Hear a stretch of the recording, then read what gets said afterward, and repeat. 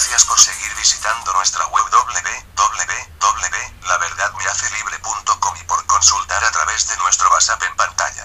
En pantalla ven la entrevista que le hicieron dos periodistas afines a la ideología de género al doctor Benigno Blanco. Verán cómo el abogado español sale airoso de las preguntas desordenadas que le hacen estos dos periodistas desinformados. Le informo que el doctor Benigno Blanco es un famoso abogado español, investigador por muchos años y experto en temas de derechos humanos, derecho de familia, bioética y justicia. Ha dado conferencias por todo el mundo informando y capacitando a los padres de familia para hacer respetar sus derechos y formar familias más sanas y sólidas. Como siempre, suscríbase a nuestros vídeos. Siga aprendiendo con nosotros. Acá usted conocerá la verdad y la verdad le hará libre. Va a tener unas conferencias, género y derechos humanos y enfoque de género en la educación. Además, el día miércoles 24 y jueves 25 he dicho que ya han pasado. Por favor, señor Dios mío. El viernes, ayer, 26, ha tenido una conferencia, Principios, Valores e Identidad dentro del proceso de globalización. El tema que ha desarrollado, y es el de la ideología de género. Así es. Tema muy polémico en el Perú y en muchas partes del mundo, evidentemente. La ideología de género evidentemente es una teoría, es una ideología, es un conjunto de ideas, etcétera, de valores. Uno puede estar en desacuerdo con ellos, pero al mismo tiempo uno tiene que considerar la realidad de gente que dice: yo tengo cuerpo de hombre pero quiero ser mujer. He nacido con un cerebro de mujer que quiero ser mujer, o yo, etcétera, una gama de posibilidades que se presentan en la sociedad, más allá de que uno pueda discrepar de la llamada ideología de género. Ahí hay una contradicción. ¿Cómo se soluciona eso? No, yo creo que no hay una contradicción. Digamos, una cosa son las ideologías y otra los hechos. La humanidad siempre ha conocido unas ciertas variantes en el ejercicio de las posibilidades sexuales del ser humano. Siempre ha habido heterosexuales, homosexuales, transexuales. Basta leer el Génesis bíblico para ver que ya se conocía todo esto, ¿no? Por lo tanto, eso no es una novedad. Lo que es una novedad es la ideología, el intento de imponernos a todos una forma de pensar. Yo creo que... ¿Quién intenta eso, señor Blanco? Pues mucha gente. Por ejemplo... por supuesto, todos los que defienden la ideología de género, ¿no?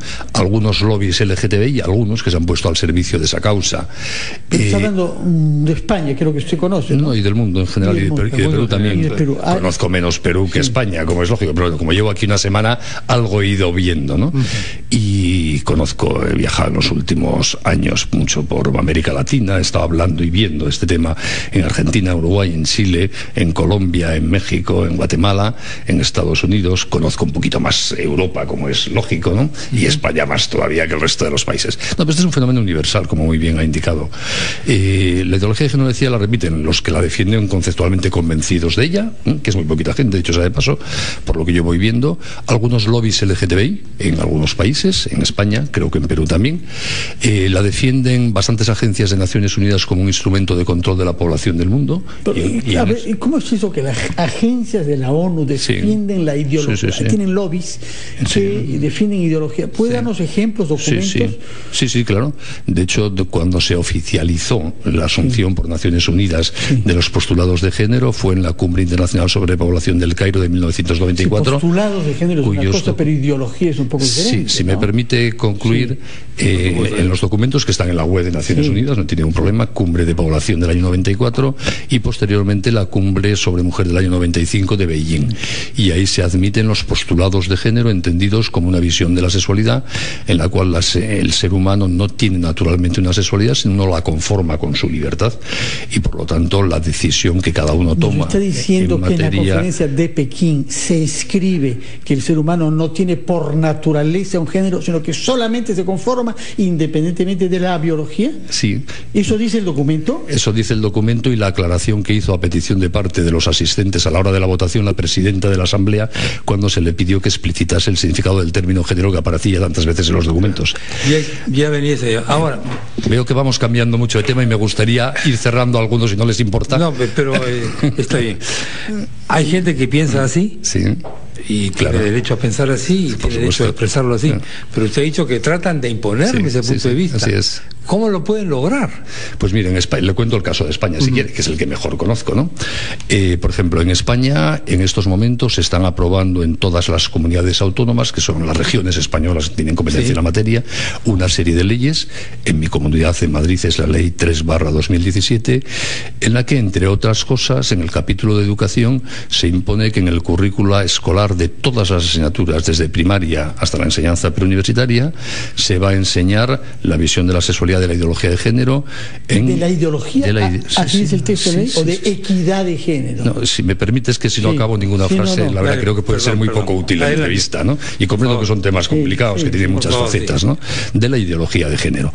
Porque esas leyes parten del presupuesto de que la ideología de género se identifica con una lucha contra la discriminación, postulado que a mí me parece que es un inmenso error demagógico. Porque creo que, así como hay que luchar contra toda forma de discriminación que ha sido clásica y permanente durante los últimos 2000 años de historia, contra homosexuales, transexuales y todo el que nos acomoda al paradigma de la heterosexualidad, eso no implica imponer en la educación de mis hijos una visión de la sexualidad que yo no comparto. Yo creo que los estados democráticos deben ser neutros en las materias en que en las sociedades hay pluralidad ideológica y religiosa, y que debe dejarse a la libertad de los ciudadanos una libertad de pensamiento también sobre sexualidad, como se debe dejar a las familias una libertad de educación respecto a los parámetros morales y religiosos que se transmiten a su hijo en la escuela. Claro. Y eso es absolutamente compatible con no discriminar a nadie, pero sí respetando la libertad de pensamiento. Yo no discrimino a los marxistas-leninistas porque no pienso como ellos, y no quiero que a mis hijos enseñen marxismo-leninismo en la escuela, y yo no quiero que se enseñe a mis hijos una visión de la sexualidad que defiende, por ejemplo, algunos lobbies LGTBI en mi país, y les admito a los lobbies LGTBI todo el derecho del mundo a expresarse como quieran, pero yo también tengo libertad de expresión. Dentro de esto hay una gama de posibilidades. Sí.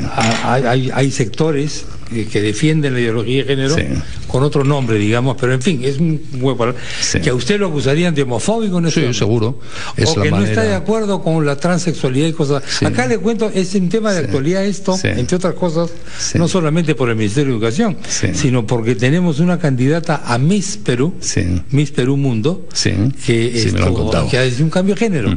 Me lo han contado. Y entonces esto ha vuelto nuevamente al tema, según ella ha obtenido, porque finalmente ¿quién te dice lo que eres? El documento nacional de identidad, legalmente hablando, me refiero. Parece que no se sabe si le han dado ese documento o no. Está en debate en este momento. ¿Qué opinaría de un caso así? No tengo ni la más remota idea. Lo que sí digo es que ese calificativo de homofóbico es un intento de descalificar a los que pensamos de una manera para no dejarnos hablar. Yo creo que lo mejor es no insultar y escuchar las razones de uno y de otro, y luego el público opinará quien tiene razón, o resulta más convincente lo de descalificar. Si te califican de tener una fobia, eres un enfermo y no merece la pena escucharte. Es un viejo truco que ya utilizaba hasta Stalin en sus juicios. Y por tanto yo huiría de las descalificaciones de cualquier bando, intentaría atender a las razones razonadas que cada uno tenga que dar para ver cuáles son más prudenciales y creíbles, ¿no? Ahora, respecto de eso, a mí lo que me sorprende de esta ley madrileña y de otras comunidades es que se hable en la ley de ideología de género, porque una ideología por definición no es ciencia, de manera que se invoque una ideología en una ley, eso no he visto nunca. Puede haber en España. En el Perú ciertamente no hay. El problema en el Perú es que se atribuyó al Ministerio de Educación preconizar ideología de género porque pedía equidad de género y porque luchaba contra la discriminación de género. ¿Usted reconoce que hay una diferencia entre la ideología de género y ese tipo de pedidos? Si me permite, porque es un tema que merece la pena ser matizado. La ley española no dice que quiere imponer la ideología de género. La ley española lo que hace es definir en su artículo 2 todos los términos atinentes a la sexualidad humana de forma expresa para darles el contenido que le da la ideología de género. Y a partir de ese momento utiliza esa terminología en la ley con ese significado. Hay gente que dice yo defiendo la equidad de género, y yo digo, diciendo eso está imponiendo la ideología de género. Otros no. Pero no tenemos por qué quedarnos con cómo se presenta cada uno, porque también en esto funciona la publicidad, el marketing político. Nadie se presenta diciendo quiero atentar contra tu libertad. La gente dice que te está intentando defender la justicia, la equidad, la no discriminación. Lo que hay que ver es si es verdad o mentira. Porque nosotros, pienso yo por lo menos como ciudadano responsable en mi país, quiero pensar sobre los hechos, no sobre cómo me dicen que son los hechos. Para eso tenemos capacidad de razonar. Entonces, ¿qué es, si me permite, qué es equidad llámese de género, no, que me gusta poco la palabra género porque ya supone una transmutación del significado tradicional de los términos. Género es un término gramatical. En castellano correcto, la sexualidad se define como sexo, no como género. Género es un término cultural. Es la ideología de género creada a finales de los años 60, podemos hacer la locuración intelectual si quiere, que la tengo estudiada y publicada, vamos, a finales de los años 60 en Estados Unidos, quien sustituye el término sexo por género para cambiar nuestro concepto de sexualidad por un concepto moldeable culturalmente, y yo no estoy de acuerdo con ese cambio terminológico que implica un cambio conceptual. Los seres humanos tenemos sexo, las cosas, como esta mesa, tienen género. Pero yo tengo sexo, yo no tengo ningún género, no yo soy hombre. El diccionario de la Real Academia dice, usted está usando el castellano a su manera, pero si usted mira el diccionario, ahí la definición de género no corresponde a lo que usted dice de manera restrictiva. Perdón, usted, depende, en el caso del diccionario de la Real Academia Española, depende de qué edición maneje usted. La última, por ejemplo, la Real Academia Española, cuando se aprobaron las primeras leyes de género en España en el 2004 y 2005, en su informe al Parlamento recordó esto mismo que yo estoy diciendo y pidió que no se utilizase el término género, no le hicieron ni caso, en ese nuevo contenido conceptual, porque no se respondía al uso normal del castellano. Luego la han cambiado. Señor Blanco, me permite que acabe lo que estaba diciendo, porque es que si no nos perdemos completamente. Yo tengo sexo. Biológicamente los miembros de la especie humana somos XX o XY. Y luego, en el terreno de la conducta sexual, de los afectos, de los sentimientos, hay una serie de variedades que siempre ha habido, que yo la respeto completamente. Pero yo creo que no se entiende bien al ser humano si negamos el sexo como un dato que nos define. Y esa es mi concepción de la sexualidad, que la sexualidad, la configuración como hombre y mujer, hagamos lo que hagamos con nuestra sexualidad, que yo siempre lo respetaré mientras no se afecta a derechos de terceros, por supuesto, ese es un dato que me parece que es muy relevante para entender a los humanos. Y quiero que la ley respete esta forma mía de ver las cosas. Que otro la vea de otra manera, que la vea de otra manera. Que alguien quiere configurar su sexualidad, su afectividad, su sexualidad genital de otra manera, que lo haga. A mí que más me da. Pero yo defiendo que en ese terreno, por lo menos, mi libertad de pensamiento tiene todo el derecho del mundo a expresarse, y que ningún Estado democrático tiene ningún derecho a imponer otra visión de la sexualidad, ni la mía, que nos deje en paz y en libertad. ¿Qué piensa usted, señor Blanco? Quería preguntarle alguna acusación que se ha hecho contra el Vaticano de estar bajo influencia de lobbies LGTBI, porque el Papa, así se ha dicho, recibió al príncipe Liechtenstein con su compañero del mismo sexo. ¿Y qué tiene que ver eso con los lobbies LGTBI? Eso es lo que yo le pregunto, porque hay siempre la acusación, lobbies LGTBI en el Vaticano. Yo no he oído esa acusación. Sí he oído en la época de Benedicto XVI que se hablaba de un lobby homosexual en el Vaticano. No tengo ni idea, nunca he estado en el Vaticano, he estado en la plaza de San Pedro de visita, pero no he estado dentro del Vaticano, ¿no? Pero yo creo que el Papa recibe a todo hijo de vecino y hace muy bien, como yo recibo a personas transexuales y homosexuales, y no me estoy en ningún lobby ni en complicidad con ningún lobby. Yo tengo amigos de todo tipo, con unos estoy de acuerdo en la forma de la sexualidad y con otros no, y supongo que al Papa le pasará lo mismo, sin historias rocambolescas de lobbies, ¿no? Muy bien, doctor Benigno Blanco, muchas gracias. A ustedes, por haber estado en el programa. Muy buenos días.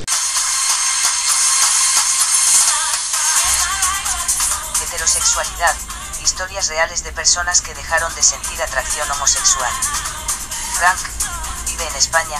Por muchos años sufría viviendo con la incomodidad de sentir atracción homosexual, hasta que decidió hacer su psicoterapia y desarrollar su heterosexualidad. Hoy ya no siente atracción homosexual. Ahora vive en Europa, feliz de su identidad. Así como Frank, están Enrique, Eric, Miguel, Emanuel, Debbie y muchas personas más que ahora son felices habiendo dejado de sentir atracción homosexual. No existe gen gay, nadie nace homosexual, la atracción homosexual solo tiene causas psicológicas. ¿Cuáles son las causas psicológicas de mi homosexualidad? ¿Cómo empiezo a dejar de sentir atracción homosexual? ¿Cuáles son los primeros pasos para desarrollar mi heterosexualidad? No podemos ser felices si yo fui diseñado para vivir como psicólogo, si yo me meto con una carrera de contador. Eso lo tenemos siglos diciendo que hay orientación vocacional, que hay, o sea, ahora queremos pretender que alguien que fue diseñado para el sexo opuesto viva feliz de una vida homosexual. No va a ser así, no va a ser así. Pero ok, sigo siendo un apasionado de la libertad individual. Entonces al menos si usted que nos está escuchando tiene atracción homosexual, tiene, no es homosexual usted tiene atracción homosexual, usted tiene un sentimiento y no lo desee, no permita que lo obliguen a vivir con algo que usted no pidió. Usted se puede quitar ese sentimiento. Este libro lo puede conseguir en internet, en nuestras páginas www.vencer.org, La Verdad Me Hace Libre. Me puede encontrar en Facebook, mi nombre Everardo Martínez Macías, no me puse otro nombre, no me cambié el nombre, ahí me puede encontrar.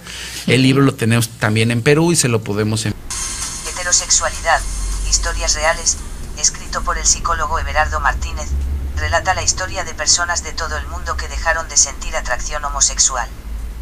Ellos te cuentan sus historias para que tú aprendas y sigas con éxito sus pasos desarrollando tu heterosexualidad genética.